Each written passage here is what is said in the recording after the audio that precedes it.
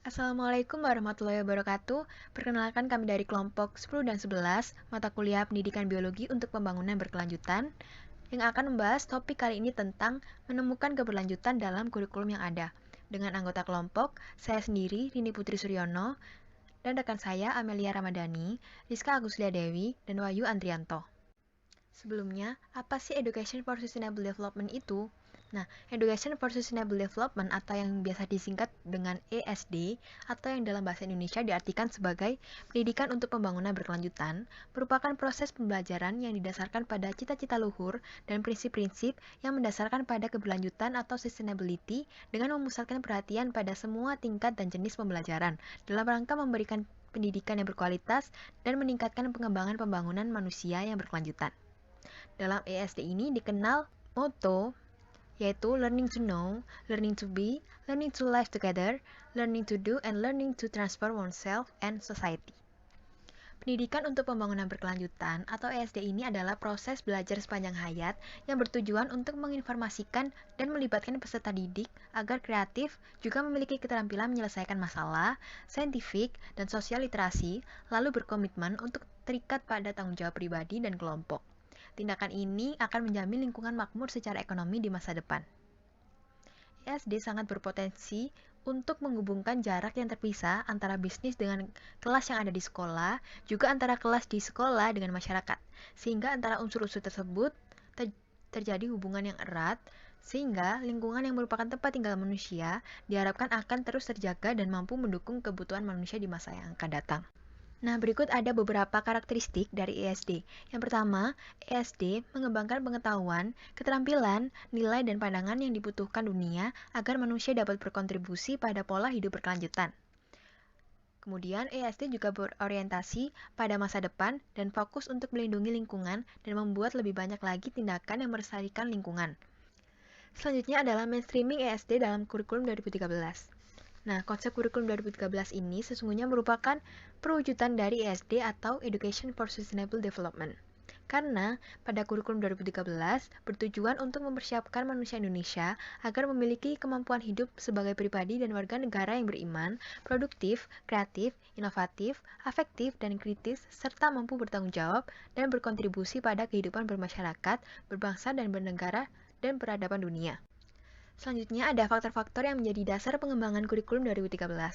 Nah, faktor-faktor yang menjadi dasar pengembangan K13 ini telah dijelaskan dalam Permendikbud nomor 67, 68, 69, dan 70 tahun 2013. Nah, beberapa faktor diantaranya, yang pertama tantangan internal. Tantangan internal terbesar adalah mengupayakan sumber daya manusia usia produktif dapat ditransformasikan menjadi sumber daya manusia yang memiliki kompetensi dan keterampilan melalui pendidikan.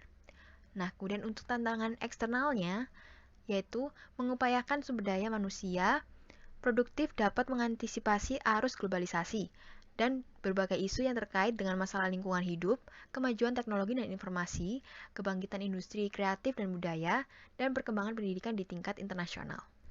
Nah, materi presentasi selanjutnya akan disampaikan oleh rekan saya.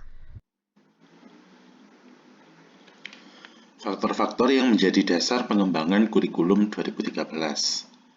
Nah, sebenarnya dasar pengembangan kurikulum 2013 termasuk karakteristik, tujuan, kerangka dasar, dan struktur kurikulum telah dijelaskan dalam Permendikbud nomor 67, 68, 69, dan 70 tahun 2013. Nah, dalam hal ini terdapat beberapa faktor.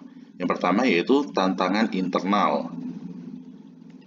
Tantangan internal terbesar adalah mengupayakan sumber daya manusia usia produktif dapat ditransformasikan menjadi sumber daya manusia yang memiliki kompetensi dan keterampilan melalui pendidikan. Faktor kedua yaitu tantangan eksternal, merupakan upaya sumber daya manusia usia produktif dapat mengantisipasi arus globalisasi dan berbagai isu yang terkait dengan masalah lingkungan hidup, kemajuan teknologi dan informasi, kebangkitan industri kreatif dan budaya, dan perkembangan pendidikan di tingkat internasional. Untuk faktor ketiga yaitu perubahan pola pikir. Pola pembelajaran yang sebelumnya berpusat pada guru pada kurikulum 2013 berubah menjadi pembelajaran yang berpusat pada peserta didik. Dalam hal ini, peserta didik harus memiliki pilihan-pilihan terhadap materi yang dipelajari untuk memiliki kompetensi yang sama. Yang kedua, pola pembelajaran satu arah, yaitu interaksi antara guru dengan peserta didik dalam kurikulum 2013 berubah menjadi pembelajaran yang interaktif, di mana terdapat interaksi antara guru, peserta didik, masyarakat, lingkungan alam, sumber, atau media lainnya.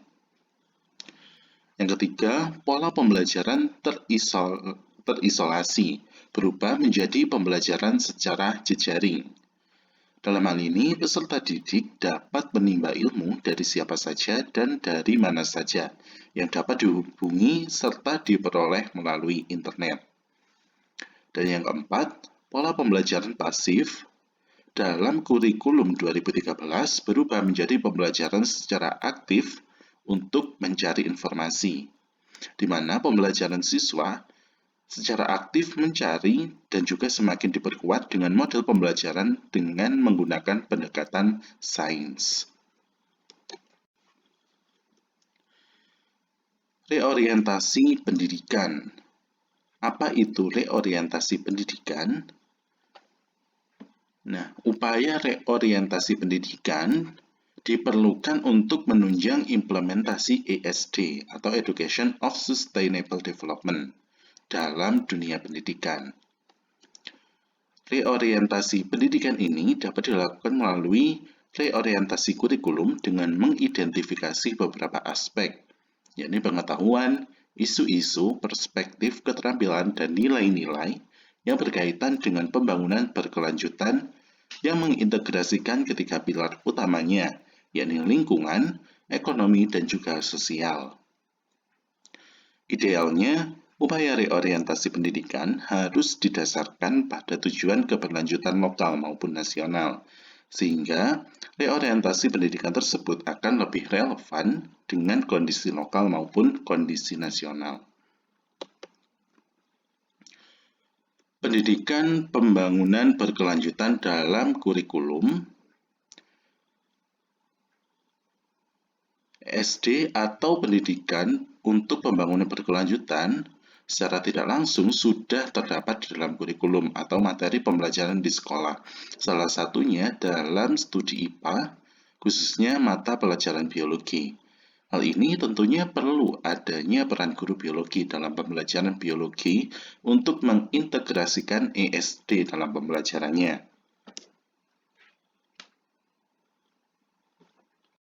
Saya Amelia Ramadhani akan melanjutkan pemaparan materi dari rekan saya.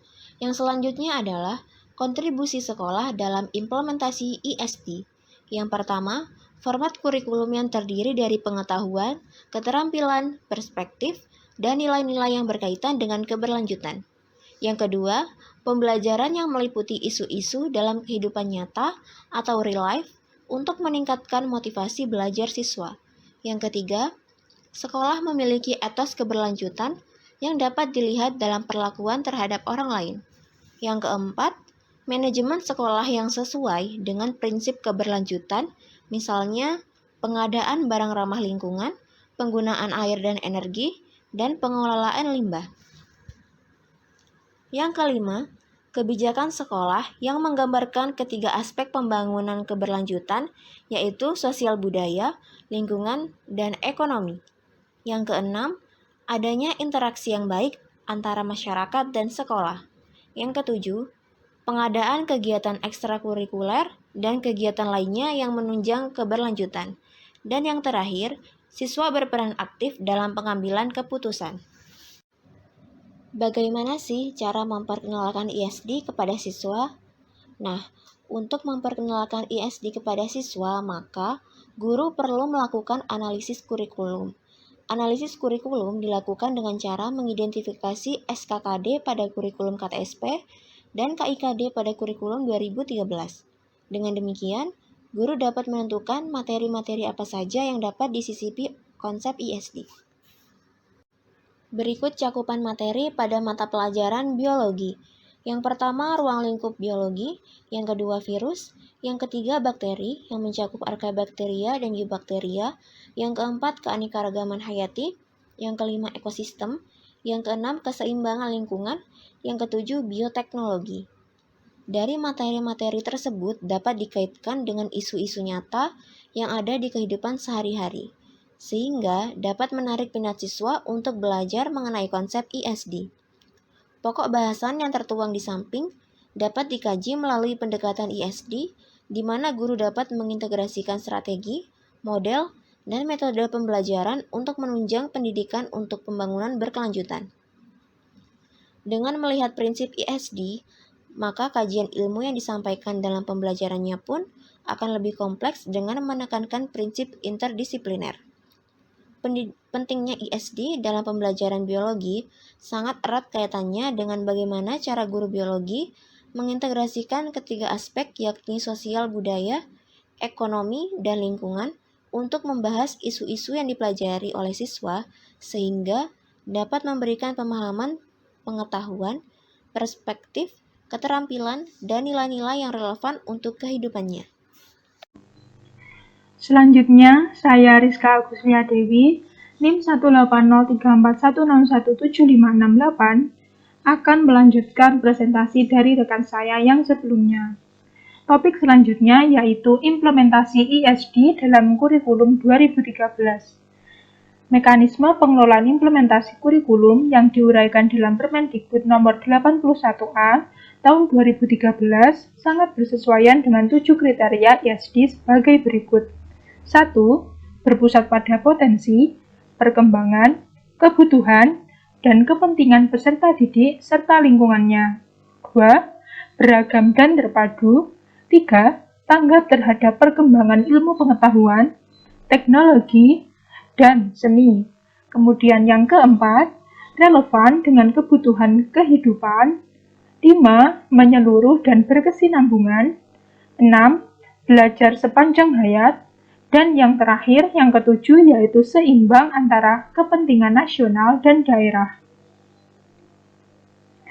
Prinsip-prinsip yang dikembangkan melalui kurikulum 2013 pada dasarnya bermuara pada upaya untuk memberdayakan dan memisahkan setiap individu untuk berperan serta dalam masyarakat, dan membantu individu untuk memahami kompleksitas lingkungan dengan mengintegrasikan faktor-faktor sosial ekonomi, ekologi, budaya, etika, sehingga dapat menjaga keberlangsungan pembangunan sustainable development.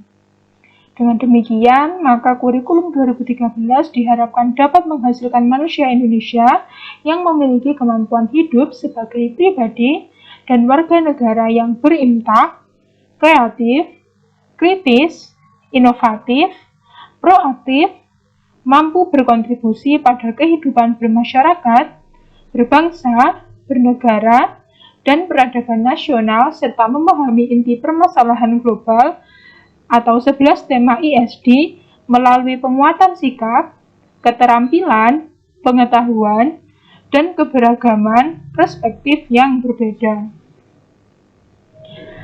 Selanjutnya yaitu tantangan dalam implementasi ISD di Indonesia. Terdapat dua jenis tantangan, yaitu tantangan eksternal serta tantangan internal.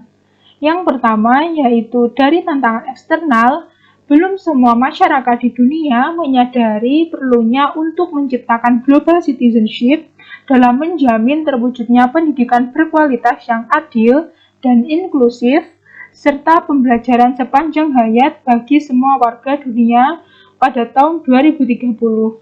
Kemudian yang kedua, belum semua negara menyadari dibutuhkannya keterampilan abad 21 bagi peserta didik dan warganya. Lalu, tantangan internal. Yang pertama, tingkat partisipasi masyarakat dalam membangun kesadaran tentang pentingnya ISD masih kurang. Yang kedua, semakin banyak jumlah penduduk Indonesia yang memerlukan pendidikan yang berkualitas. Ketiga, kemampuan pendidik dan tenaga kependidikan untuk menerjemahkan konsep dan nilai-nilai ISD. Kemudian yang keempat, kemampuan, dan ketersediaan pendidik, serta tenaga kependidikan yang profesional dalam implementasi ISD. Kelima, ketersediaan sarana dan prasarana pembelajaran di sekolah. Dan yang keenam, ketersediaan dana.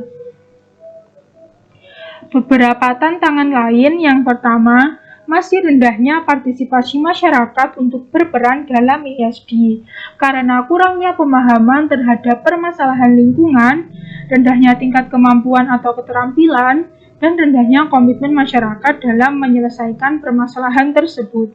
Kemudian yang kedua, pemahaman pelaku pendidikan terhadap ISD yang masih terbatas.